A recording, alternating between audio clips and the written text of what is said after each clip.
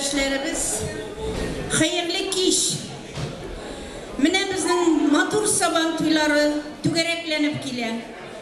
Сезне бүгенге матур милли бәйрәмебез белән рөхсәт итегез, барыгызны да тагын бер кат тәбрикләргә. Эшегездә, тормышыгызда уңышлар, саулык, сәламәтлек, муллык, бәрәкәт теләргә. Сабан туйлары хәзер төрле илләрдә уза. Безнең милләтебезне берләштерә торган бу милли бәйрәмне Морду шәһәрендә инде без 20 елдан артык бергәләшеп уздырабыз.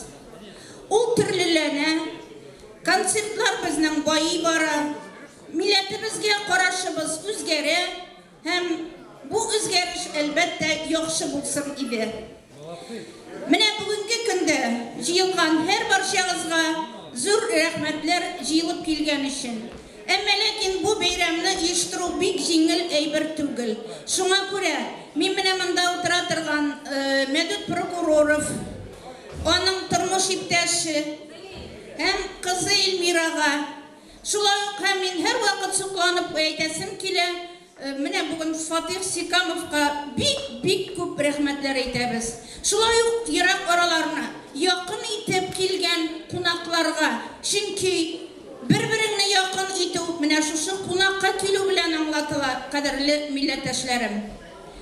Бәйрәмнәр дәвам итә. Икенче атнада 16 июнь көнне сезне Нарвада тагын матур сабан туйлары көтә. Һәм ул сабан туйга әлбәттә барыбызга да барырга кирәк, чөнки ул Балтыйк буе сабан туйы дип атала. Анда Казаннан безнең кадерле кунакларыбыз, артистлар килү көтелә.